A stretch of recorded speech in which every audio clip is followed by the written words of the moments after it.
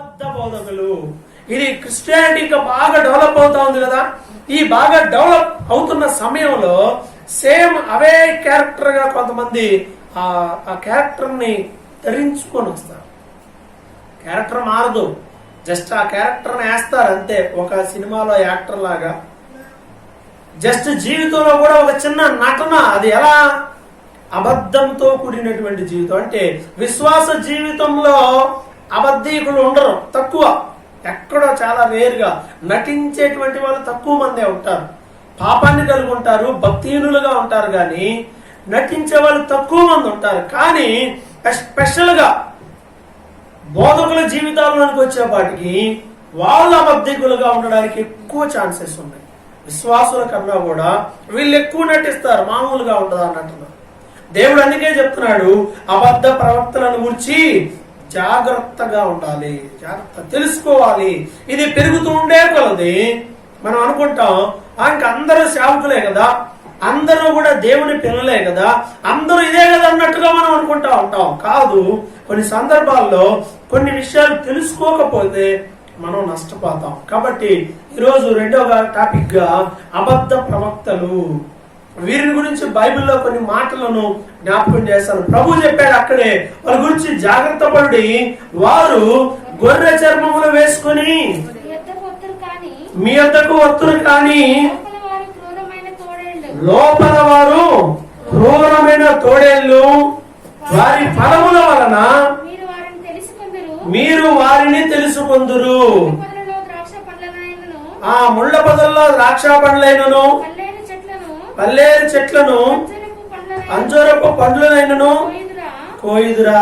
చూడండి ప్రియమైన వాళ్ళ, చాలండి. ఏమన్నాడంటే వారు ఎలా ఉంటారు, వాళ్ళు ఎలా వస్తారు, వారు ఎలా గుర్తించాలి, ఇలాంటి విషయాలన్నీ కూడా ప్రభు ముందుగానే వారు జ్ఞాపకం చేస్తున్నాడు.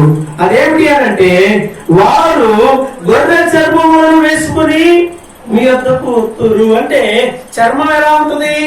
గొర్రెలాగా ఉంటది, కానీ లోపల పరిస్థితి ఏమిటి? తోడేలు లాగా ఉంటది. అంటే పైకి ఒక నేచర్ ఉంటది, లోపల మరి ఒక నేచర్, మరొక స్వభావం ఉంటది. పైకి ఏమో సాఫ్ట్ గానే కనపడతా ఉంటారు, కానీ లోపలికి వెళ్ళి చూస్తే ఒరిజినల్ క్యారెక్టర్ ఏంటి అని చూస్తే అక్కడ క్రూరంగా ఉంటారు. కాబట్టి ఇలాంటి వాటిని గుర్తించాలి. మనం ఏం చూస్తాం? మనకి ఏం కనపడుతుంది? పైన చూస్తాం. లోపల చూడాలంటే అసలు లోపల చూడటానికి రాణిస్తారంటారా? అసలు లోపల చూడటానికి రాణిస్తారా? ఒకసారి ఆలోచన చేయండి.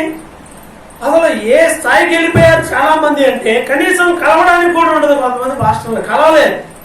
సీఎంని పిఎంని అయినా ఏమన్నా ఎవరినో ఒకరు పట్టుకొని వెళ్ళి కలిసే అవకాశం ఉంటుందేమో, కానీ కొంతమంది పాస్టర్స్ దగ్గరకు వెళ్ళాలంటేనే చాలా హార్డ్ గా ఉంటుంది. రానియరు. మరి అదేంటో అంతా కూడా కాస్ట్లీ అయిపోతా ఉంటుంది.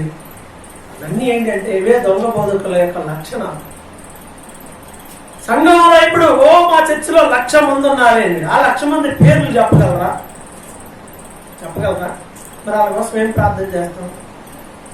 సరే, కంటిన్యూగా చెప్పపోయినా ఒక్కసారైనా, నెలకొకసారైనా వాళ్ళు కలిసే అవకాశం ఉంటుందా? పెద్ద పెద్ద చర్చిలు ఆ కూర్చున్నాడు ఎవడో తెలియదు, వాళ్ళ బాధలు ఏంటో తెలియదు. సరే, ఒక వ్యక్తి 1,00,000 మందిని నడిపించలేకపోవచ్చు, వాక్య పరిచర్య మాత్రమే చేయగలవారు. అలాంటప్పుడు మోస్టే టైంలో 50 మందికి, 10 మందికి, 100 మందికి ఒక్కొక్కరిని ఏర్పాటు చేసి వారికి సంబంధించిన వ్యాజ్యాలను విచారణ చేశారు. ఈరోజు అక్కడికి వెళ్ళి కూర్చుంటే సినిమాకి వెళ్ళి వచ్చినట్టే. సినిమాల్లో వాడన్నా అక్కడికి వెళ్ళగానే ఆ టికెట్ అని అడుగుతాడు. ఇక్కడ అడిగేవాడు కూడా లేడు. ఎవడొస్తున్నాడో తెలియదు, ఎవడు పోతున్నాడో తెలియదు, ఎవడు చచ్చిపోయాడో తెలియదు, ఎవడు బతికాడో కూడా తెలియదు. అంటే ఈ సంరక్షణ తక్కువైపోతా ఉంది. కొన్నిసార్లు అదేంటో విశ్వాసులు కూడా అలాగనే ఇష్టపడతారు. ఇలా అయితే హాయిగా ఉంటది కదా, ఏం అడిగే పని ఉండదు.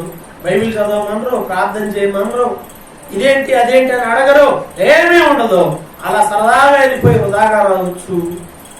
చాలా మందికి ఈ కాన్సెప్ట్ నచ్చింది. సిటీ కల్చర్ లో ఇదే ఎక్కువ. అలా సరదాగా వెళ్ళి వచ్చేసాం. ఏంటంటే అయిపోయింది, ఈరోజు ఆరాధన అయిపోయింది, వచ్చేసాను. విశ్వాస జీవితంలో మనం అభివృద్ధి పొందాలి. కాబట్టి ఎలా ఉంటారు వాళ్ళంటే, పైకి గొర్రెల వలె ఉంటారు, కానీ లోపల క్రూరమైనటువంటి తోడేళ్లుగా ఉంటారు. ఏ చెట్టుకి ఆ ఫలాలే వస్తాయి, ఈ చెట్టుకి ఇంకా వేరే ఫలాలు రావు కదా. దానికి ఎగ్జాంపుల్ గా చెప్తా అక్కడ చెప్పాడు. ఏమంటున్నాడు అని అంటే, పనికి మాలిన చెట్టు పనికి మాలిన ఫలాలనే ఫలిస్తుంది, మంచి ఫలించదు. మంచి చెట్టు మంచి ఫలాలనే ఇస్తుంది. అలాగే వారి ఫలముల వలన మీరు వారిని తెలుసుకుందురు. ఫలముల వలన, బోధ వలన కాదు. చక్కగా చెప్పటం అంటే బ్రహ్మాండంగా చెప్పేవాళ్ళు చాలా మంది ఉంటారు. చాలా మంది చాలా బాగా చెప్తారు కూర్చోబెట్టి. కానీ అది ముఖ్యమైనది ఏం కాదు, పాటించటంలో విధానం.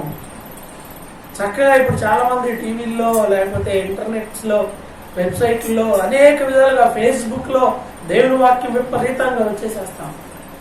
ఎవరు మంచిని ఎలా తెలుస్తుంది, ఎలా అంచనా వేయగలుగుతాం చెప్పండి? వారి ఫలములు. సరే ఓ పాస్టర్ గారు వాక్యం చెప్తా ఉంటే నేనే వింటా ఉన్నాను, రోడ్డు మీద అలా నడుచుకుంటే వెళ్తున్నాను. పెద్దగా మైక్ పెద్ద సౌండ్ వినపడింది. వాక్యం చెప్తా ఉంటే నాకు కొన్ని ఆశ్చర్యం కలిగించే విషయాలు చెప్తా ఉంటారు కొంతమంది. అవన్నీ విని నవ్వుకుంటా బాగున్నాయి, నిజమే, ఇది కూడా లాజిక్కే కదా, ఇది కూడా నిజమే, కరెక్టే కదా అని నేను తెలుసుకుంటా అయిపోయాక వెళ్ళి అడిగాను, ఎవరైతేనో చర్చి ఎవరు, ఏంటి పాస్టర్ గారు వాక్యం కొంచెం డిఫరెంట్ గా చెప్తున్నాడు ఏంటి అని అంటే, ఆయన గురించి ఏం చెప్పమంటావులే అంటే, కాదు ఆయన చెప్పి బాగుంది, ఏంటి ఆయన ఏం చేస్తారు అని అంటే, ఇదిగో ఇప్పుడు ఆదివారం ఇక్కడ ఉన్నాడు కదా, ఇదిగో 2-3 రోజుల్లో మా ఊర్లో తిరణాలు జరిగింది, తిరణాలుగా బండి కట్టుకొని సంఘస్థులందరిని ఎక్కించుకొని డాన్స్ చేస్తుంటాడు, నువ్వే చూడు అన్నాడు. మరీ అంత అలాంటి వాళ్ళు కూడా ఉంటారా?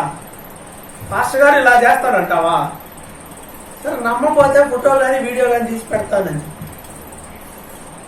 ఆశ్చర్యం అనిపించేస్తా ఉంది.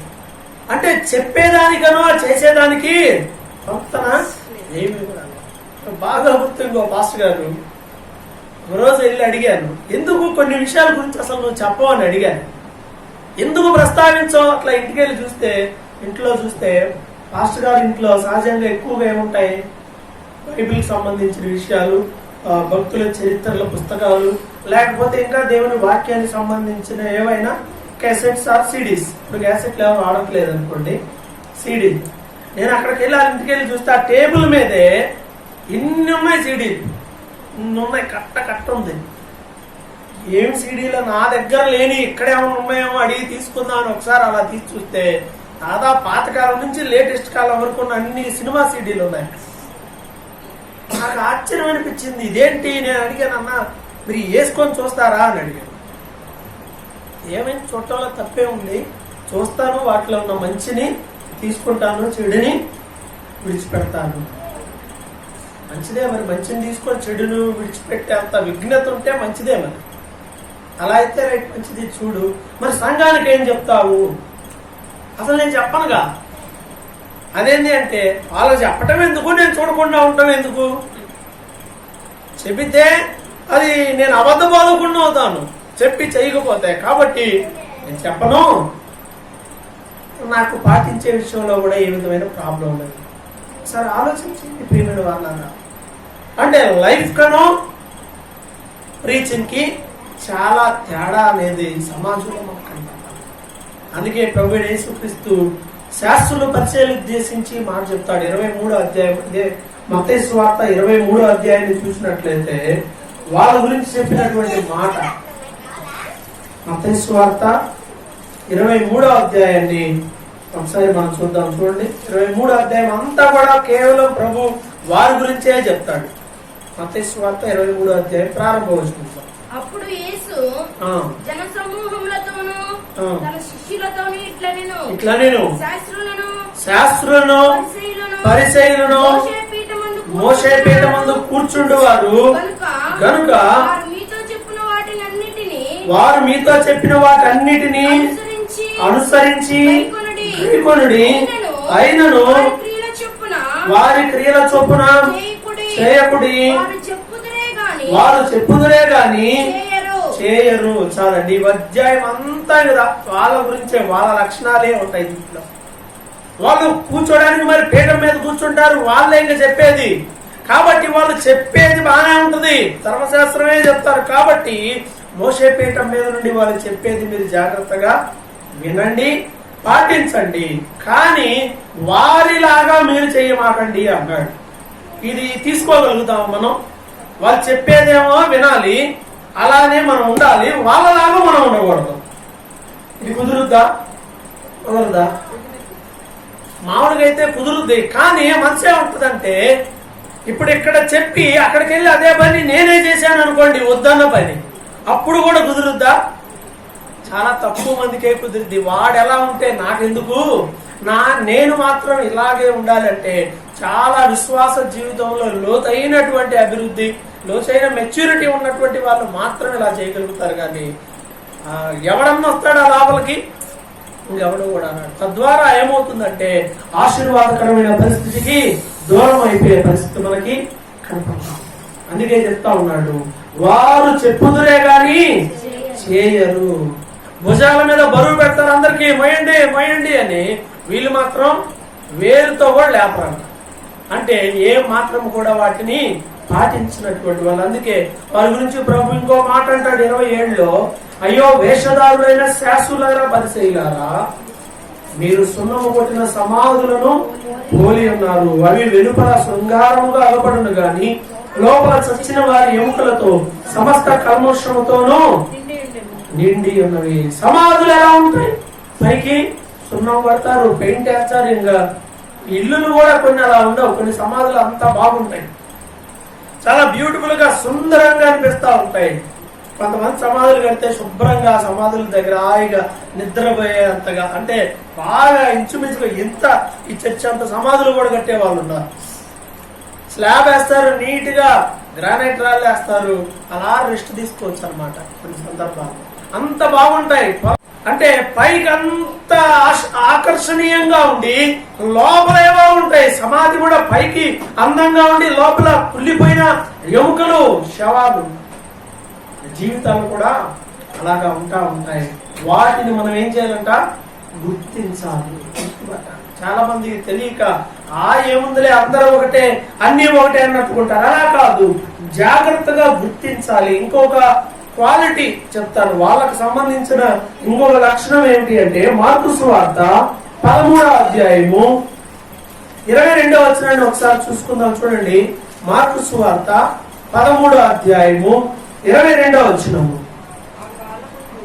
ఆ కాలమందు అబద్ధపు క్రీస్తులను అబద్ధపు ప్రవక్తలను వచ్చి సాధ్యమైన యెడల ఏర్పరచబడిన వారిని మోసపుచ్చుటకై సూచక క్రియలను మహత్కార్యములను అగపరిచెదరు. మీరు జాగ్రత్తగా ఉండుడి. ఇదిగో సమస్తమును మీతో ముందుగా చెప్పి ఉన్నాను. ప్రభు అంతా చెప్తున్నాడు శిష్యులతో, అదిగో ముందే చెప్తున్నాను, నేను మీకు ముందుగానే చెప్తున్నాను, నేను మీకు ముందుగానే చెప్తున్నాను, జాగ్రత్తగా ఉండాలి. ఎందుకంటే అబద్ధ బోధకులు వస్తారు, అబద్ధ క్రీస్తులు వస్తారు, నేనే క్రీస్తునని చెప్పి మిమ్మల్ని మోసం చేస్తారు. అబద్ధ బోధకులు వస్తారు, వారు కరెక్ట్ కాదు, మేమే కరెక్ట్ అనేటువంటి వాళ్ళు వస్తారు. నిజమే. అప్పుడు ఇది చెప్పి ఎప్పుడు దాదాపు 2000 సంవత్సరాలు అవుతుంది చెప్పి, అప్పుడే వచ్చారు. అప్పటి నుండి ఇంకా ఇప్పటికీ వస్తూనే ఉన్నారు, మోసం చేస్తూనే ఉన్నారు, మోసపోతూనే ఉన్నారు. వ్యక్తుల దగ్గరకు వచ్చి వాళ్ళని మోసం చేసే మాటలు చెప్పగానే వీళ్ళు మోసపోతా ఉన్నారు. ఇంకా ఏం చేస్తారంటే, అవసరమైన ఎడలా మహత్కార్యాలు చేస్తారు, అద్భుత కార్యాలు చేస్తారు, సూచక్రియలు కూడా చేసేస్తారు. ఇదిగో మేమే రైట్ అంటానికి గుర్తేమిటి? ఇదిగో ఈ మహత్కార్యాన్ని మేము చేస్తున్నాం, ఒక అద్భుతాన్ని కూడా చేసి చూపిస్తారంట. అందుకే మత్త 7:21 ఇందాక చూసాం కదా, అక్కడే చెప్తాడు, అనేక మంది అబద్ధ బోధకులు వచ్చి ఆ దినమున మేము దెయ్యాలు నిలగొట్టామయ్యా, అద్భుతాలు చేశామయ్యా, స్వస్థతలు చేశామంటే మీరెవరో నాకు తెలియదు అంట. అంటే అద్భుతాలు, సూచక్రియలు, మహత్కార్యాలు చేసినంత మాత్రాన వాళ్ళేం పెద్ద గొప్ప వాళ్ళు, దేవుని చిత్తానుసారంగా ఉన్నవారు అని మనం అనుకోవడానికి లేదు. అవునా? వాక్యం అదే అక్కడ చెప్తుంది. మేము అద్భుతాలు చేశాం, సూచక్రియలు చేశాం, మహత్కార్యాలు చేశాం, ప్రవచనాలు చెప్పాం, అయినా మీరెవరో నాకు తెలియదు. మన లెక్క ఎట్లుంటదంటే, అబ్బో దెయ్యాలు వెళ్ళిపోతున్నాయి, ప్రవచనాలు చెప్తా ఉన్నారు, సూచక్రియలు చేస్తా ఉన్నారు, ఏం చెప్తా ఉన్నారు, అసలు పరలోకం వెళ్తాడో లేదో తెలియాలి కదా మరి ముందు. ఇవి ప్రాముఖ్యమైనవే కాదు, అవి ప్రభు నామమున చాలా మంది చేస్తా ఉంటారు.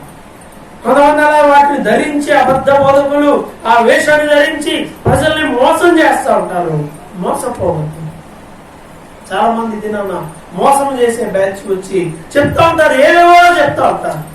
అసలు అర్థమే కాదు, ఎలా చెప్పబుద్ధి అవుద్దో ఏమో. అబద్ధాలు చెప్తా ఉంటారు. ఎవరినంటే వాళ్ళు మంచోళ్ళు కాదు, మేము మంచోళ్ళం, అది కరెక్ట్ అయిన సంఘం కాదు, మాది కరెక్ట్ అయిన సంఘం. అసలు నా జీవితంలో ఇన్నేళ్లలో నేను ఏ రోజు కూడా ఒక చోట ప్రార్థన దగ్గరికి వెళ్ళే వాళ్ళ దగ్గరికి వెళ్ళి మీ సంఘం మంచిది కాదు, అది కరెక్ట్ కాదు, ఇక్కడికి రండి ఇదే కరెక్ట్ అనే మాట నేను ఏ రోజు చెప్పను. తెలుసుకుంటారు వాళ్ళు. వాక్యాన్ని వింటుంటే వాళ్ళకి అర్థం అవుతుంది, క్రియలు వారికి కనపడతా ఉంటాయి, వాటిని బట్టి వాళ్ళు మూవ్ అవ్వాలి. కొంతమందికి తెలుసు అయినా రాలేదు, కొంతమందికి తెలియదు అనుకో, అలాంటి వాళ్ళకి వాక్యం చెప్తారు. వాక్యం ఇది సత్యవాక్యం. ఈ వాక్యము కావాలంటే నేను చెప్పేటప్పుడు వినండి, అవకాశం ఉంటే. నాకు ఒక ఉద్దేశం ఎప్పుడు ఉంటా ఉంటుంది, ఎవరు ఎక్కడికి వెళ్ళినా అక్కడ వస్తే చాలు అనుకుంటాను మనసులో. ఎవరు ఎక్కడికి వెళ్ళినా అసలు ఎప్పుడు కూడా బాధపడతాను. మీరు మానేసి అడిగి పోతున్నారండి అన్నారు, ప్రార్థన పోతున్నారా లేదా, పలకరించుకోగలుగుతామా లేదా, కనపడితే ప్రార్థనకు రావట్లేదు కాబట్టి ఈ లైన్ లో వస్తుంటే అక్కడే ఆగిపోయి అడు తిరిగిపోతుంటారు కొంతమంది. ఏంటంటే ప్రార్థనకు రావట్లేదు కదా, ఇక్కడ రాకుండా ఇంకో చోటకు పోతున్నాం కదా. ఎక్కడ పోయినా పరలోకం పోవాలి. పరలోకం పోవాలంటే వాళ్ళ వ్యక్తిత్వం, వాళ్ళ జీవితాలు ఎలా ఉంటాయి, ఏ చర్చికి వెళ్ళినా కూడా సమాధానకరంగానే ఉంటాయి, ఆశీర్వాదకరంగా ఉంటాయి, ఆత్మీయంగా ఉంటాయి. కానీ చాలా మంది ఈ దినాల్లో చెప్తానే ఉన్నారు, ఇది మంచిది కాదు, ఇదే మంచిది. సరే, నిజంగా మంచిది కాదు అనుకో, చెప్పడంలో తప్పేం లేదు. నిజంగా మంచిది కాకపోతే ఎలుగెత్తి చెప్పాలి, ఊరికి ఇళ్లలో పోయి చెప్పడం కాదు. మైక్ తీసుకొని పట్టుకొని ఇదిగో ఈ సంఘం యొక్క లక్షణం తప్పు, ఇది కరెక్ట్ కాదు, ఇక్కడికి ఎవడు ఎలా మాట్లాడినా ఓపెన్ గా చెప్పాలి. అలా చెప్పాలి, రహస్యంగా చెప్తా ఉంటారు. ఏమంత బాధ. జాగ్రత్తగా ఉండాలి విశ్వాసులైనటువంటి వారు. ఆ అనేకమైన అద్భుతాలు చేసి ఏర్పరచబడిన వారిని కూడా మోసం చేస్తారు. అంటే ఏర్పరచబడిన వారు, దేవుని కోసం ప్రత్యేకముగా ఉండడానికి పిలువబడిన వారు కూడా ఉంటారే, వాళ్ళు కూడా మోసపోతారు. ఎందుకని? అద్భుతాలు జరిగితే ఈరోజు మనుషులు ఈజీగా పడిపోతారు. అద్భుతం చేశాడు అనుకో, అబ్బో చాలా పెద్ద సేవకుడి కింద అయిపోతారు. కొన్ని అద్భుతాలు ఏమైనా పాస్టర్ గారు అంటా ఉన్నాడు, అబ్బా సంఘం అసలు మనం చాలా కాలం నుండి చేస్తున్నాం, మనం సరిగా డెవలప్ అవ్వట్లేదు. వాళ్ళు చూడు ఎలా డెవలప్ అవుతున్నారంటే మరి ఏం చేద్దామంటే ఎలాగైనా సరే దేవుని అడిగి మనం కూడా ఏమన్నా కొన్ని అద్భుతాలు చేసే వరాన్ని అడిగే చేద్దాం. అద్భుతాలు చేస్తే ఉంటారా? అద్భుతాలు చేస్తే ఉంటారా? రోగాలు పట్టుకోవాలనే స్వస్థత వచ్చేస్తున్నాయి అనుకో, ఉంటారా? గ్యారంటీ ఉందా? మారతారా? గ్యారంటీ ఉందా? వాక్యాన్ని మించినది ఏదీ లేదు. అద్భుతాలు చేస్తుంది, స్వస్థత ఇస్తుంది, పాపం నుండి విడిపిస్తుంది, క్షమిస్తుంది, మనిషి జీవితాన్ని కూడా మారుస్తుంది. వాక్యం దాన్ని మించింది ఏది? దాన్ని మనం కలిగి ఉంటాం. కాబట్టి మీరు అద్భుతాలు చేసి ప్రజల్ని మోసము చేస్తారు. కాబట్టి అద్భుతాలు, స్వస్థతలు, సూచక్రియలు ఇలాంటి వాటిని బట్టి మోసపోకూడదు అని బైబిల్ చెప్తుంది. మరొక మాట నేను మీకు జ్ఞాపకం చేస్తాను. బైబిల్ చెప్తున్నటువంటి మాట ఏమిటో చూడండి. యోహాను రాసిన పత్రిక, యోహాను సువార్త 10వ అధ్యాయము 27వ వచనాన్ని ఒకసారి చదువుతాం. యోహాను సువార్త 10వ అధ్యాయము 27వ వచనాన్ని ఒకసారి. నా గొర్రెలు నా స్వరము వినును, నేను వాటిని ఎరుగుదును, అవి నన్ను వెంబడించును, నేను వాటికి నిత్య జీవమునిచ్చుచున్నాను గనుక అవి ఎన్నటికి నశింపవు. ఎవడును వాటిని నా చేతిలో నుండి అపహరింపడు. చూసారా, ఇక్కడ ప్రభు అంటున్నాడు కదా, నేను మంచి గొర్రెల కాపరిని, నా గొర్రెలు నా స్వరము వినును, నేను వాటిని ఎరుగుదును, అవి నన్ను వెంబడించును. అదండి నిజమైనటువంటి విశ్వాసం. స్వరము తెలుసుకోవాలి. గొర్రెకి అర్థమవుతా లేదా? అలా ఓనర్ వాయిస్ అర్థమవుతా లేదా? పెంచుకుంటా ఉన్నాడు, కుక్కను పెంచుకుంటా ఉన్నాం అనుకోండి. ఇంటి ఓనర్ పెంచుకుంటే మనం బయటకు వచ్చి అదే పేరుతో మనం పెట్టి పిలవగానే ఎగిరి మన మీదకి ఎగురు గంతులు వేసుకుంటూ వచ్చి మన మీద పడిద్దా? ఆడదు. ఎందుకని? పేరు అదేగా, తన పేరు అదేగా. మరి తనకి తెలుసు తన యజమాని ఎవరో తనకు తెలుసు. నా గొర్రెలు నా స్వరాన్ని వింటాయి. కాబట్టి నిజమైనటువంటి విశ్వాసులైన వారికి చెప్పే పర్లేదు. ఆత్మీయంగా నడిపించబడే వాళ్ళకి అంత అర్థమైంది, బ్రహ్మాండంగా అర్థమైంది. ఆత్మీయంగా నువ్వు ఉండాలి. ఆ వివేచన వరాన్ని దేవుడిస్తాడు. ఎవరు మంచి ఎవరు చెడు ఎవరో పర్టికులర్గా చెప్పాల్సిన పని లేదు. దేవుని ఆత్మ మనల్ని నడిపిస్తాడు. నడవలసిన మార్గంలో ఆయన మనల్ని నడిపిస్తాడు. కాబట్టి ఆయన గొర్రెగా మనం ఉంటే వీటన్నిటి నుండి తప్పించబడతాం, వీటన్నిటిని దాటుకుంటాం, వీటన్నిటిని జయించేవారుగా ఉంటాము.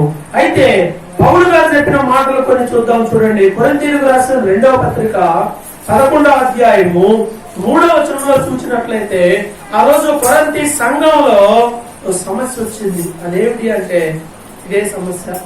కొరింథీయులకు రాసిన 2వ పత్రిక 11వ అధ్యాయము 4వ వచనం చూద్దామండి. 4వ వచనం, ఏలైనగా వచ్చిన వారు ఎవరైనను మేము ప్రకటింపని మరి ఒక యేసును ప్రకటించినను లేక మీరు పొందని మరి ఒక ఆత్మను మీరు పొందినను మీరు అంగీకరింపని మరి ఒక సువార్త మీరు అంగీకరించినను మీరు వారిని గూర్చి సహించుట యుక్తమే. చాలు. ఏమంటున్నాడు? ఎవరంట వాళ్ళు? చూడండి ఆ మాటలు ఎలా ఉన్నాయో చూడండి. మేము ప్రకటించిన సువార్త కాకుండా మరి ఒక సువార్త, మేము ప్రకటించిన యేసును కాకుండా ఇంకొక యేసును గురించి చెప్పిన ఈ రెండిట్ల తేడా ఉంది. యేసు ప్రభు అంటే ఆయన ఎలా ఉంటాడు ఏమిటి అనే విషయాలు వీళ్ళు చెప్పారు. ఆయన ప్రకటనలు ఆయన బోధలు చెప్పారు. కానీ వీరు ఆ యేసు ప్రభువులో ఇంకొక కోణాన్ని చెప్తా ఉంటారు. అది వ్యతిరేకంగా విరుద్ధంగా ఉంటుంది. ఈ రోజు కూడా చాలా మంది కమ్యూనిస్టులు ఏం చేస్తా ఉన్నారంటే యేసు ప్రభు ఎవరు అని అంటే మనకేమైనా దేవుడు, వాళ్ళు కమ్యూనిస్టులు విప్లవకారులు, విప్లవ సంబంధమైన ఆలోచన వాళ్ళలో ఉంటుంది. కాబట్టి అసలు యేసు ప్రభుని మించిన గొప్ప విప్లవకారుడు ఎవడూ లేడండి. ఆయనేనండి గొప్ప విప్లవాన్ని రేపాడు ఆ రోజుల్లోనే. ఆయన కేవలం విప్లవకారుడుగానే చూస్తారు వాళ్ళు ఆయన, ఇంకంతే. అలా చెబితే మరి నిజమే కదా, అది కూడా నిజమే కదా, ఇలాంటివి నమ్మకం, ఇది కూడా నిజమే కదా అని. అది కూడా నిజం కాదు. ఒరిజినల్ మనం గ్రహించాలి. మేము ప్రకటించిన సువార్త కాకుండా మరి ఒక సువార్త మీకు ఎవరైనా ప్రకటిస్తే ఏం చేయాలి? ఆ పక్కనే 3 పేజీలు చెప్పండి, 2 పేజీలు గలతీ పత్రిక 1వ అధ్యాయంలో ఉంటుంది. గలతీ పత్రిక 1వ అధ్యాయము 6వ వచనం నుండి చూస్తే ఇలాగే పౌలు గారు వాక్యం చెప్పి కొంతకాలం సంఘాన్ని కట్టి అక్కడ బోధించడానికి ఒకళ్ళు ఏర్పాటు చేసి ఆయన వెళ్ళిపోయాడు. వెళ్ళిపోతే వేరే వాళ్ళు వచ్చారు. ఇప్పుడు అక్కడికి వేరే వాళ్ళు వచ్చి వాక్యాన్ని బోధించడం మొదలు పెడితే వీళ్ళు ఏం చేశారో తెలుసా? పౌలు గారు చెప్పిన మాటలు ఫస్ట్ ఆయన చెప్పాడు కదా, అవి మర్చిపోయారు. వాళ్ళు చెప్పిన ఎక్కించుకున్నారు. వాళ్ళు ఏం చెప్పారు? వాళ్ళు వేరే విషయాలు చెప్పారు. అందుకే వారికి ఒక ఉత్తరం రాశాడు. 6వ వచనం, క్రీస్తు కృపను బట్టి మిమ్మల్ని పిలిచిన వారిని విడిచి భిన్నమైన సువార్త తట్టుకు మీరింత త్వరగా తిరిగిపోవడం చూడగా నాకు ఆశ్చర్యం అవుతున్నది. అది మరి ఒక సువార్త కాదు గాని క్రీస్తు సువార్తను చెరపుకొని మిమ్మల్ని కలవరపరచు వారు కొందరున్నారు. నేను మీకు ప్రకటించిన సువార్త కాక మరి ఒక సువార్తను మేమైనను పరలోకం నుండి వచ్చిన ఒక దూత అయిన మీకు ప్రకటించిన ఎడలా అతడు శాపగ్రస్తుడగును గాక. మేము చెప్పాం ఆల్రెడీ ఇది సువార్త అని. ఈ సువార్త కాక మరి ఒక సువార్తను ప్రకటించడం, ఇది కాకుండా ఇంకో సువార్త. అంటే ఆల్రెడీ వీళ్ళకి బేస్ వేసాడు. ఆల్రెడీ వీరికి దేవుడు తన శిష్యుల ద్వారా బలమైనటువంటి వాక్యాలు అందించాడు. కానీ వీళ్ళు ఆయన చెప్పిన ఎన్నంత కాలం విన్నారు. ఆయన వెళ్ళిపోయిన తర్వాత ఇంకొకరు వచ్చి ఏవో చెప్తే ఇవి పోయి అవి మాత్రమే వింటాం మొదలుపెట్టారు. ఇప్పుడు కొత్తగా నేను ఆక్స్ఫర్డ్ యూనివర్సిటీలో చదువుకున్నాయి వచ్చాను. 2 6 అంటే నమ్ముతాం మనం? నమ్మరా? నమ్ముతారా? ఎందుకని స్ట్రాంగ్ గా ఉన్నారు కాబట్టి. అలా కాకుండా ఆయన అక్కడి నుండో పెద్ద చదువుకొని వచ్చారు కాబట్టి మరి ఆయన చెప్పింది వినాలా లేదా? ఆయన మేధావి కదా. అవునండి, ఆయన చెప్తే 2 రెళ్ళు ఆరేనండి. ఆయన మేధావితనాన్ని బట్టి వాటిని బట్టి ఆలోచించి పడిపోయారు చాలా మంది ఉన్నారు.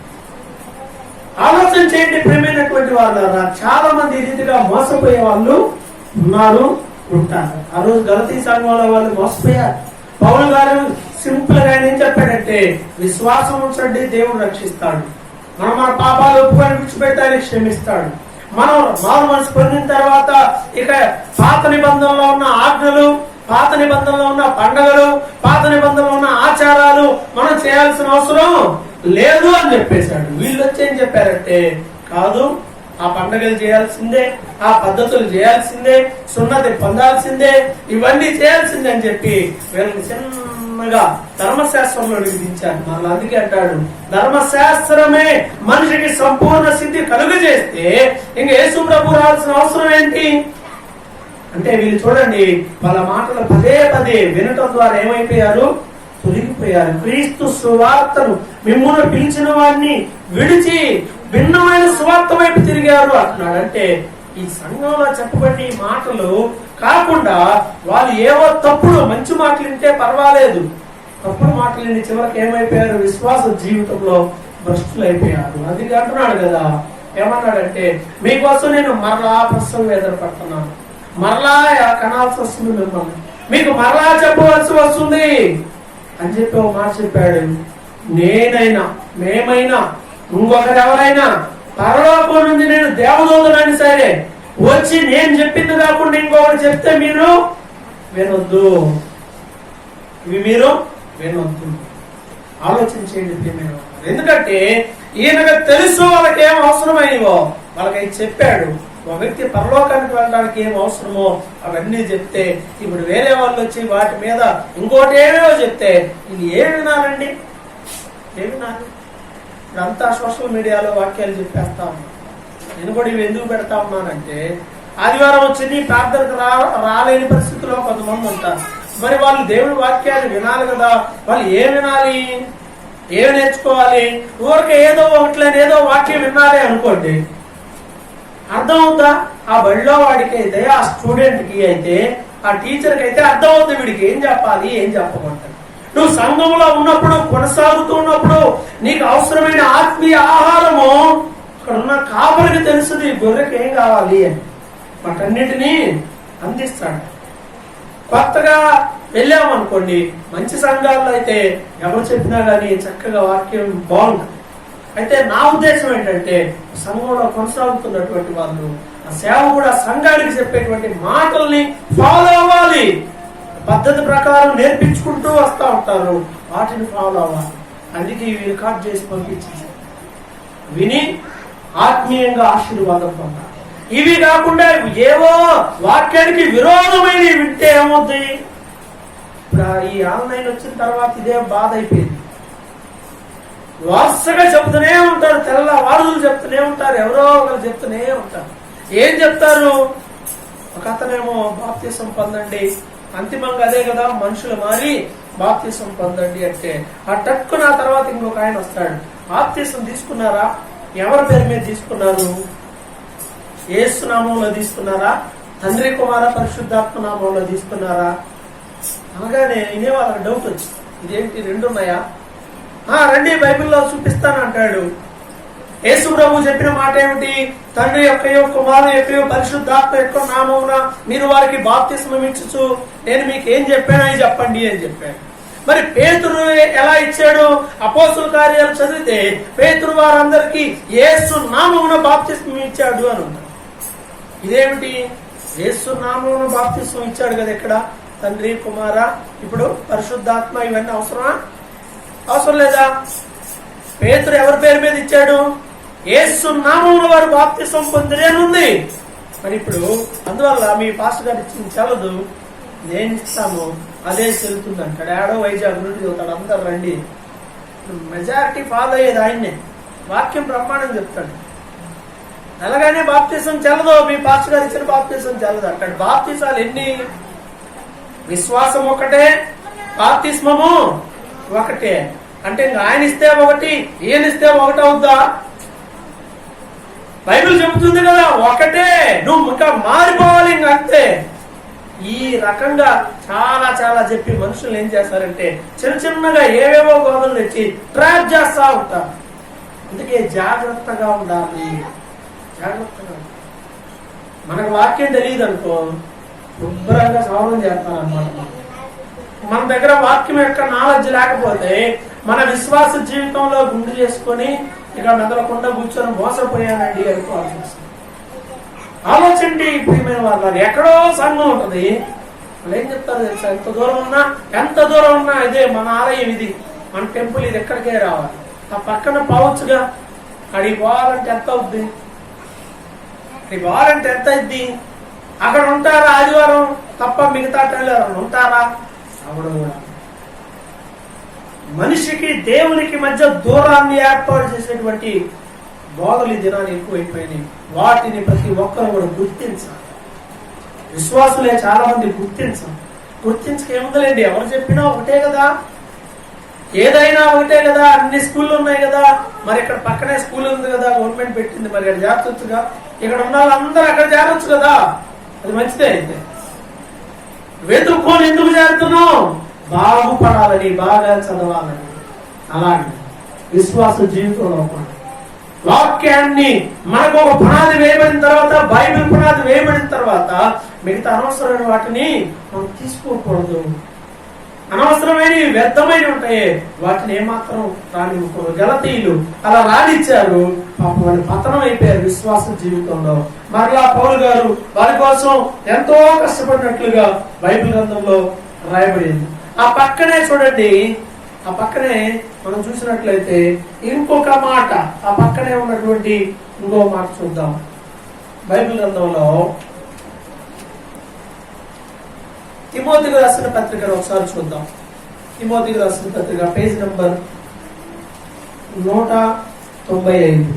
తిమోతికి రాసినటువంటి పత్రిక, 2వ తిమోతికి రాసిన పత్రిక 4వ అధ్యాయము 3వ వచనాన్ని ఒకసారి చూద్దాం. 2వ తిమోతికి రాసిన పత్రిక 4వ అధ్యాయం 3వ వచనం. ఎందుకనగా జనులు హితబోధన సహింపక దురదర్శములు గలవారై తమ స్వకీయ దురాశలకు అనుకూలమైన బోధకులను తమ కొరకు పోగు చేసుకుని సత్యమునకు చెవినీయక కల్పనా కథల వైపునకు తిరుగు కాలము వచ్చును. అప్పుడు ఎప్పుడో చెప్పాడు వచ్చును అని. ఏం చెప్తారంట? సత్యమునకు చెవియక, సత్యము చెప్తే వినరు, కల్పనా కథలు. ఆ ఊర్లో ఎలా జరిగింది, ఈ ఊర్లో ఎలా జరిగింది, లేకపోతే 4-5 కథలు చెప్పారు అనుకో. అదేంటో ఆశ్చర్యం. చాలా మంది స్టార్టింగ్ లో కొంతమంది ఎలా ఎదిగారంటే అచ్చం కథల మీద ఎదిగిన వాళ్ళు చాలా మంది ఉంటారు. ఏం చెప్తారంటే ఎవరికి ఏ నొప్పి కలగదు, అద్భుతమైన కథలు, పోలికలు, అవి ఇవన్నీ చెప్పకండి, బాగా చెప్పారు. మరి నువ్వు మారుతావా? మనం మారేది మాత్రం లేదు. బాగా చెప్తున్నారు, బాగా చెప్తారు. సత్యమునకు చెవి ఇవ్వక కల్పన కథల వైపు జనులు హితబోధన సహింపాలి. హితబోధ చేస్తే ఎంతసేపు పెట్టాలి చెప్పండి? మన తప్పులే ఎత్తి చూపిస్తూ నువ్వు కరెక్ట్ కాదు, నువ్వు కరెక్ట్ కాదు, ఇలా ఉండాలి, అలా ఉండాలి, అలా ఉండాలని చెబుతా ఉంటే ఎంతమంది వింటారు? అసలు వాక్యం వినేది దేనికి? నన్ను నేను సరి చేసుకోవడం కోసం. నాలో దేవుని వాక్యానికి విరోధమైనవి ఏమైనా ఉంటే వాక్యం ద్వారా దేవుడు మాట్లాడితే దాన్ని సరి చేసుకోవడం కోసం. గట్టిగా చెప్పారు అనుకోండి, హితబోధను సహించలేరు కొంతమంది. ఏంటంటే నేను ఎలా చెప్తున్నాడు, అలా చేయొద్దన్నాడు, ఇలా చేయొద్దన్నాడు, ఇలా ఉండాలి, అలా ఉండకూడదు, నచ్చదు. అనుకూలమైనటువంటి బోధ చేయాలి. అసలు చాలా మంది అలానే ఉంటున్నారు. నచ్చితేనే చూస్తున్నారు, నచ్చకపోతే అబ్బాయి ఇది వద్దురా బాబు. ఎందుకు నచ్చట్లేదు అంటే హితబోధ కాబట్టి నచ్చట్లా, ఉన్నది ఉన్నట్టు చెప్పేవాళ్ళు కాబట్టి నచ్చట్లా. నొప్పి తగలకుండా ఎలా ఉన్నా పర్వచంలో ప్రార్థన చేసుకో, దేవుడు దీవిస్తాడు. మేము కూడా ప్రార్థన చేస్తాం, మా అకౌంట్ లో ఎంతో కొంత పంపించు, మేము ప్రార్థన చేస్తాం. డబ్బులు ఎంతైనా పంపించడానికి రెడీ, కానీ నువ్వు ప్రార్థన చేయంటే మాత్రం నచ్చట్లా.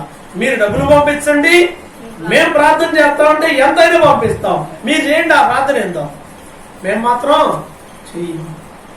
అనుకూలమైనటువంటి బోధనలు తయారు చేసుకున్నారట. దురద చెవులు గలవారైపోయారు. కల్పనా కథల వైపు తిరిగే కాలము వస్తది అని చెప్పాడు ఆ రోజు. అప్పుడే వచ్చింది. అప్పుడు ఇంకా కొనసాగుతూనే ఉంది. ఇది క్రైస్తవ జీవితంలో ఒక సవాల్ అయిపోయింది క్రైస్తవ్యానికి. ఈ డూప్లికేట్ కల్తీ బ్యాచ్ ఎక్కువైపోయింది. మేము కూడా వాక్యమే చెప్తానంటారు, కల్పనా కథలు, సత్యము ఉండదు. ప్రజలు దేవుని వాక్యాన్ని ఏమాత్రం కూడా తెలుసుకోలేరు. బడికెళ్తే రోజు కథలే చెప్తా ఉంటే వాడు పాఠాలు ఎప్పుడు నేర్చుకుంటాడు? ఎప్పుడు కథ చెప్పాలి? పౌలు గారు అంటాడు, నేను ఎప్పుడు చెప్పినా పరిశుద్ధాత్మ దేవునికి మహిమ వచ్చే విధమైన సాదృశ్యాలే చెప్పాను.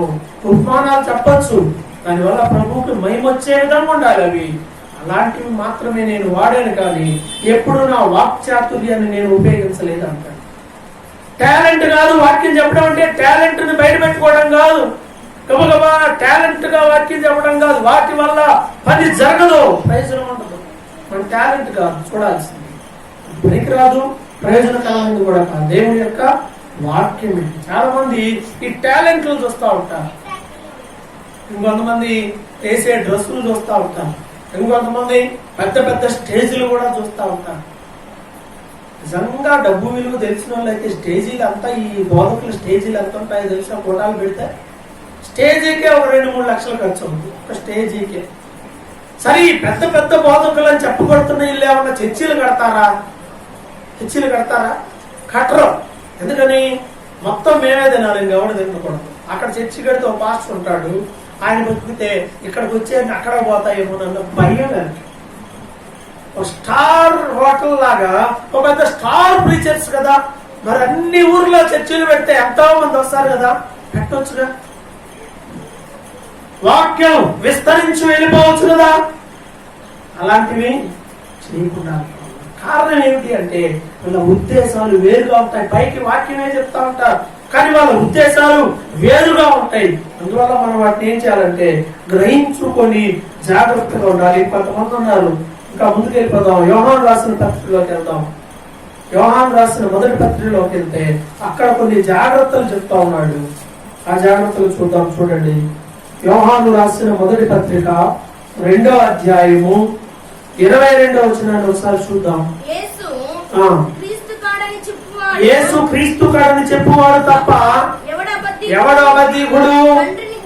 తండ్రిని కుమారుని ఒప్పుకొని వీడే క్రీస్తు విరోధి. కుమారుని ఒప్పుకొని ప్రతి వాడును తండ్రిని అంగీకరించువాడు కాడు.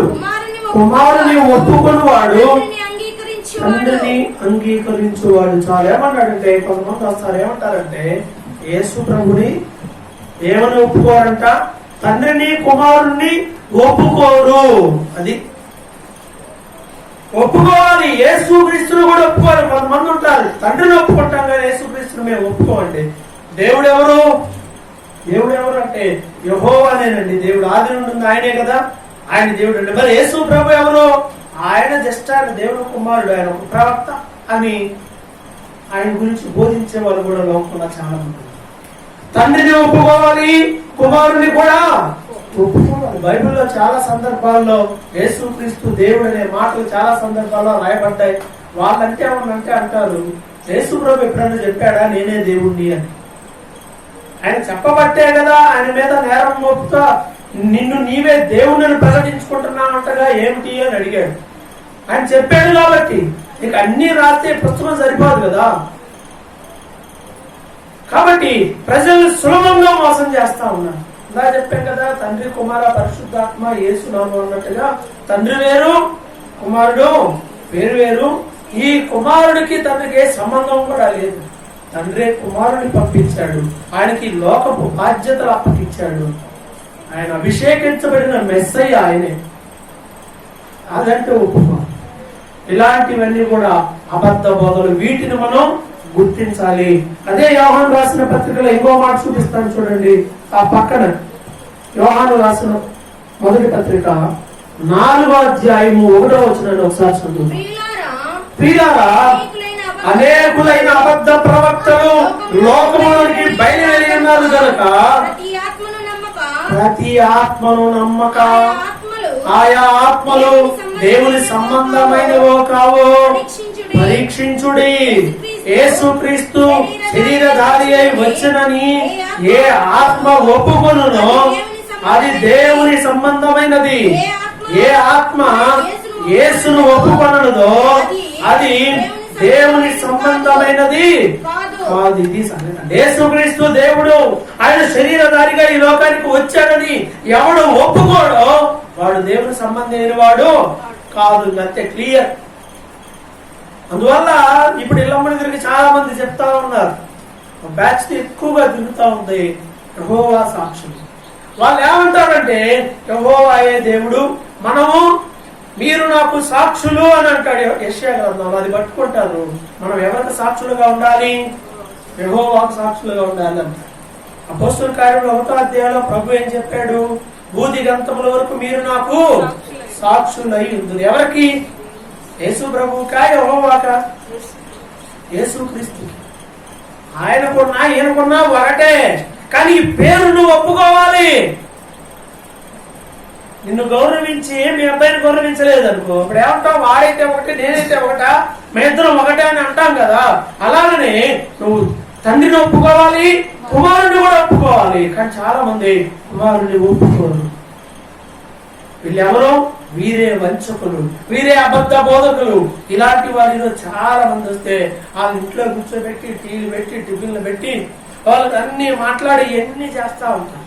అసలు అలాంటి వాళ్ళని ఇంట్లో కూడా రానివ్వండి, తెలుసా? ఉందా ఆ మాట బైబిల్లో చూపిస్తారు. ఆ పక్క పేజీలో చూడండి.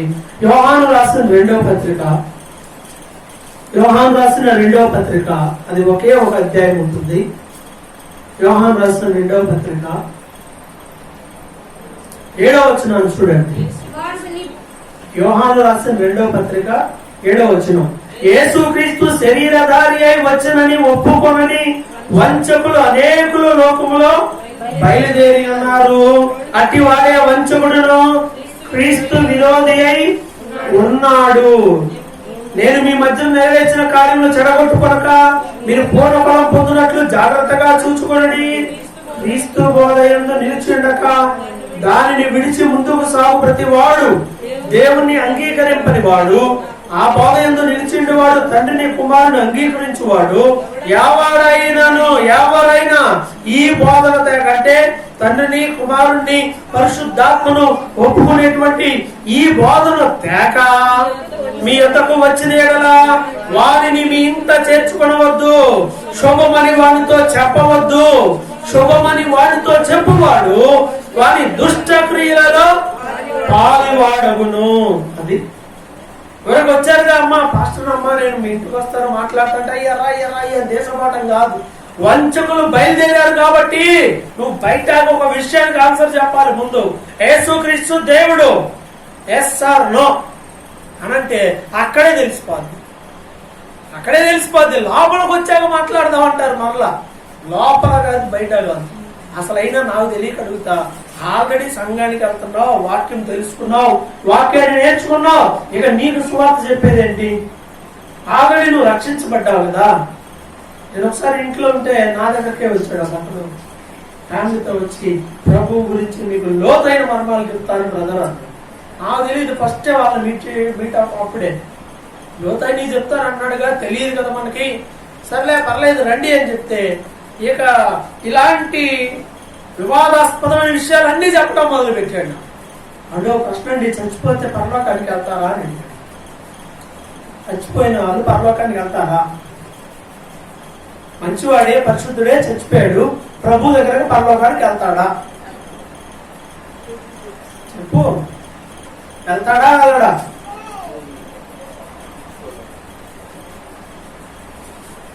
వెళ్తాడా?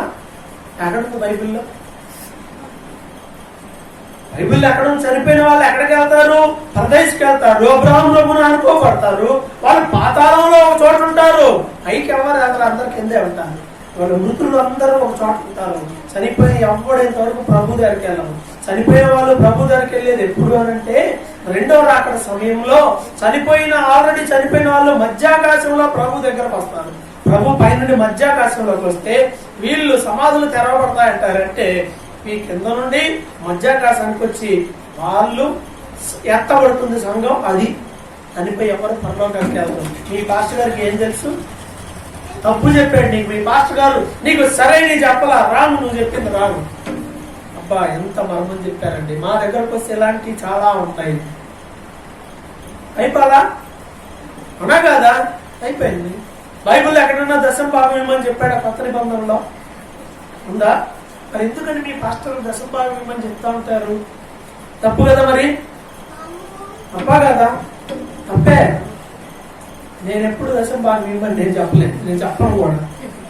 ప్రతి వాడు తాను వర్ధిల్లిన కొలది దేవునికి ఇచ్చాలి. ఇది ఎంత భాగమైనా అవ్వచ్చు, ఎవరిష్టం వాళ్ళు, స్వచ్ఛందంగా ఇవ్వాలి.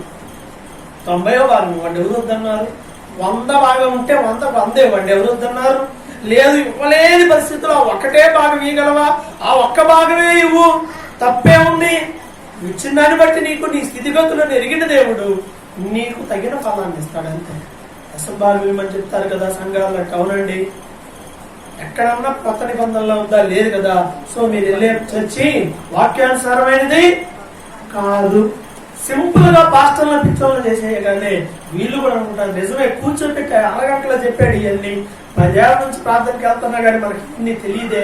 అసలు బైబిల్ చదివితే కదా ఏం తెలియడానికి.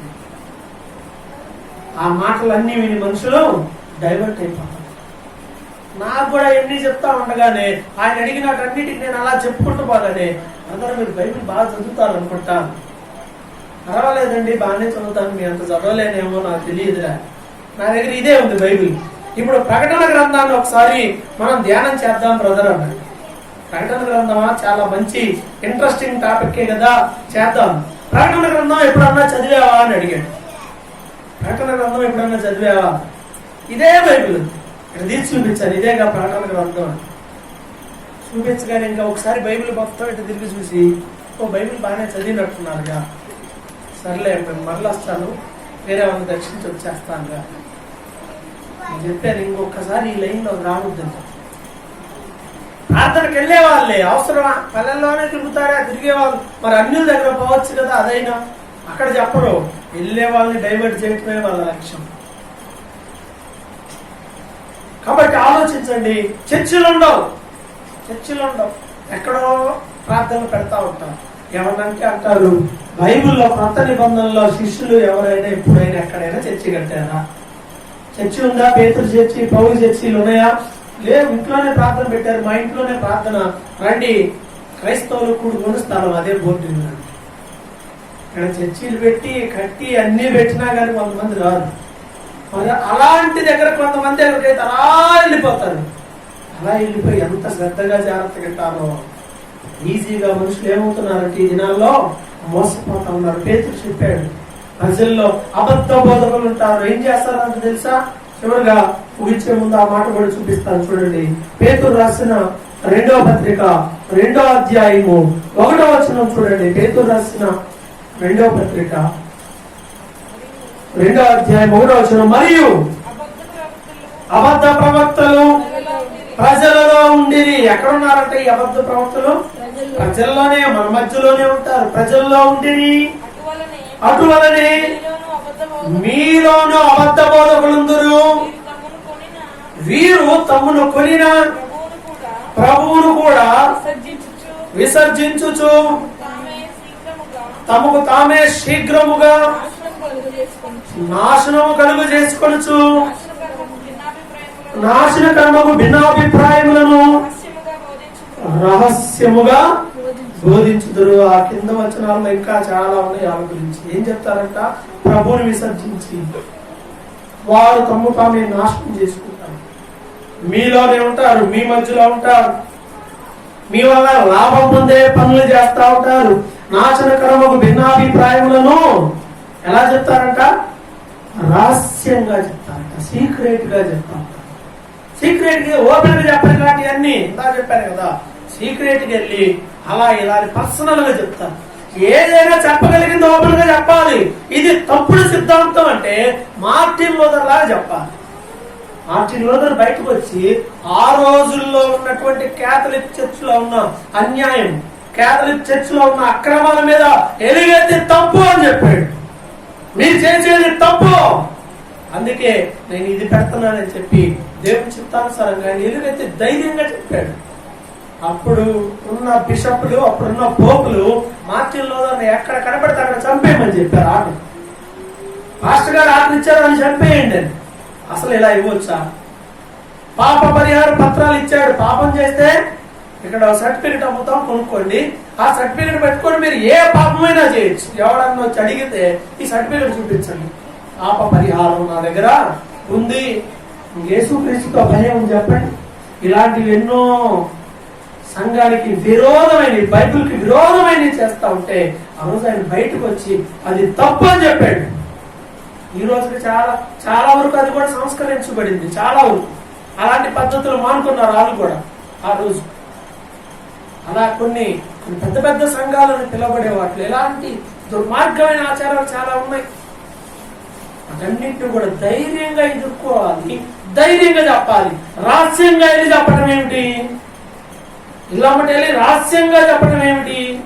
నాశనకరమైన అభిప్రాయాలు రహస్యంగా చెప్పి వారి విశ్వాసముల నుండి తొలగించే ప్రయత్నం చేస్తారు. అపోస్తలుడైన పౌలు కూడా సంఘానికి ఓ సంఘంలో చివరగా చెప్తా అంటాడు, ఈయన అవసరం లేదు కానీ అపోస్తలుల కార్యములు 20వ అధ్యాయం 28వ వచనం 29వ వచనంలో అంటాడు, ఇదిగో నేను వెళ్ళిపోతా ఉన్నాను, ఇన్ని సంవత్సరాలు నేను సంఘాన్ని కట్టాను, సత్య వాక్యాన్ని మీకు బోధించాను, నేను వెళ్ళిన తర్వాత కొంతమంది వస్తారు, వారి మందని చెదరగొట్టేవారుగా ఉంటారు, వారితో మీరు జాగ్రత్తగా ఉండాలి, మందను చెదరగొట్టే వాళ్ళుగా ఉంటారు, జాగ్రత్త అని చెప్పాడు. కాబట్టి ప్రియమైన వాళ్ళారా, ఇలా చెదరగొట్టేటువంటి వాళ్ళు, చెడగొట్టేటువంటి వాళ్ళు నేటి సమాజంలో ఉన్నారు, ఎక్కువ అవుతున్నారు. సంఘం ఏం చేయాలంటే వీటి మీద ఒక అవగాహనను కలిగి ఉండాలి. ఎలా కలిగి ఉండాలి? అవగాహన ఎలా వచ్చింది? వాక్యాన్ని చదవడం ద్వారా వచ్చింది, వాక్యాన్ని వినడం ద్వారా వచ్చింది. కాబట్టి ఈ అంచె దినాల్లో ఉన్నటువంటి మనం జాగ్రత్తగా ఉండాల్సిన ఒక టాపిక్ ఏమిటి? 2 చెప్పారు. ఒకటి, హింస కలిగి ఉన్నప్పుడు దాన్ని భరించి సహనంతో ముందుకు వెళ్తాం నేర్చుకోవాలి. రెండవది, అబద్ధ బోధకులు అంటే ప్రభు పేరిట అనేక మంది వచ్చి దేవుడు వాక్యానికి విరోధమైన చెప్పి విశ్వాసం నుండి మనుషులు తొలగిపోయేలాగా చేస్తా ఉంటారు. జాగ్రత్తగా ఉండాలి, జాగ్రత్తగా వినాలి, విని వాక్యానుసారముగా జీవిస్తా ఉంటారు. నన్ను చెప్పమంటే ఇప్పుడు ఇవన్నీ చెప్పారు కానీ ఇప్పుడు చాలా మంది టీవీల్లో లైవ్ లో వీటిలో చాలా వాక్యాలు వింటా ఉంటారు కదా, ఎవరిది బాగుంటది అని అడుగుతారు కొంతమంది. ఎవరిది బాగుంటుంది చెప్పండి అని. నేను చెప్తాను, ఎవరిది బాగుంటుందో కాదులే కానీ నేను చెప్పినవి ఉంటాయి, నేను పెట్టినవి ఉంటాయి ఏనంట. కాదు ఇంకా మంచి పాస్టర్ గారిది అని అంటే నేను ఒక పేరైతే చెప్పలేదు కానీ మాట్లాడేటప్పుడు అడుగున account number, Paytm, Google pay ఇలాంటివి లేకుండా ఉండేవి. అడుగునే కాదు, అయిపోయిన తర్వాత కూడా అడగనివి. అయిపోయాక కూడా కొంతమంది మంచి బోధకులే, మంచోళ్ళే, కానీ వాళ్ళు కూడా చెప్తా ఉంటారు, వాళ్ళు కూడా పంపించమంటా ఉంటారు. అసలు మన సంఘం కానప్పుడు మనకెందుకు అవన్నీ? ఫర్ ఎగ్జాంపుల్ ఇక్కడ చర్చిలో ఉన్నారు, ఉదాహరణగా మీకు అర్థం కావడం కోసం చెప్తున్నా. ఇక్కడ సంఘంలో వాక్యం వింటారు, సంఘంలో ఉంటారు, ఆన్లైన్ లో ఎవరిదో వాక్యాన్ని ఒకరితో ఫాలో అవుతా ఉన్నాం. నీ జీవితంలో నువ్వు ఆదివారం వర్ధిల్లినప్పుడు, మరి దేవుని వాక్యాన్ని విన్నప్పుడు సంఘ అవసరాలను బట్టి నువ్వు ఎక్కడ కాదుకి ఇవ్వాలి? ఆన్లైన్ లో ఇవ్వాలి, ఎక్కడ ఇవ్వాలా? మరి అక్కడ కూడా వింటున్నావుగా, అక్కడ కూడా నీకు ఆశీర్వాదకరంగా ఉంటే అక్కడికి ఇవ్వు, ఇక్కడికి ఇవ్వు, ఇక్కడే అక్కడే డబలో. మరి నువ్వు 2 వింటున్నావు, 2 తింటున్నావు కాబట్టి 2 చోట్ల బిల్లు కట్టాలి, తప్పేముంది? మరి వాళ్ళ కట్టేది వాళ్ళ కట్టు, ఇలా కట్టేది వీళ్ళకి కట్టు. కాదు 2 ముక్కలు చేస్తామండి అంటారు. ఆ మనుషులు కూడా డిఫరెంట్. కామంటుంది ఇచ్చావాలంటే అవునండి ఇంతే ఇచ్చానని ఒక ఫిగర్ చెప్పి, అదేందో ఒక 50 రూపాయల బ్యాలెన్స్ ఏమన్నా 116 లాగా అంటే అప్ అండ్ డౌన్ చర్చికి వెళ్ళొచ్చాను కదా, చర్చికి వెళ్ళినప్పుడు నేను రిక్షాలో వెళ్ళాను, రిక్షాకి వెళ్ళిన ఖర్చు కట్ చేసింది అంట దాంట్లో. మరి దేవుడి కోసమే కదా నేను వెళ్ళింది, అందుకోసమే కాబట్టి నేను అవి వాడుకోవటంలో నాకు తప్పేం లేదనిపించింది. ఇట్లా చూడండి, మనుషులు ఎలా తయారైపోతా ఉన్నారు, బోధకులు కూడా అలాగే తయారైపోతా ఉన్నారు. కాబట్టి ఇవన్నీ వినండి, ఎవరు చెప్పినా వాటికి దూరంగా ఉండి అన్ని పాటించాల్సిన అవసరం లేదు. బైబిల్ చదవాలి. అన్నిటికంటే ముఖ్యంగా ప్రభు చెప్పినట్టుగా నా గొర్రెలు నా స్వరాన్ని, నువ్వు చక్కగా ప్రభు సన్నిధిలో వాక్యం చదువుతూ వింటూ ఉంటే నీకు ఎవరో ఏదో చెప్పే పని లేదు, సంఘంలో నీకు అందించబడుతుంది. అలాగే నువ్వు చదివినప్పుడు కూడా దేవుడి వాక్యం మీకు అర్థమవుతుంది. ఈ అవుటుబాటు చెప్పేది ఎవరి కోసం అంటే సంఘంలో లేని వాళ్ళ కోసం, సంఘానికి రాని వాళ్ళ కోసం, వాక్యము సత్యమైనది తెలియని వాళ్ళ కోసం ఇవన్నీ వాళ్ళని చెప్పేది. వాళ్ళు విని నేర్చుకొని మారు మనసు పొందాలని చెప్పేది. సంఘంలో వాళ్ళు ఏం చేయాలి? ఈ పెట్ట ఇంటా కూర్చోవద్దు. నేను అంత ఈజీగా అసలు ఏం విన్నాను. వింటాం మంచిదే, వినండి. టాప్ మంచి గొప్ప గొప్ప ఉద్యోగ ప్రసంగికులు ఉన్నారు. వాళ్ళ ఈ అవకాశాన్ని బట్టి వింటా ఉండాలి, వినాలి కూడా. మనం కూడా వింటా ఉండాలి.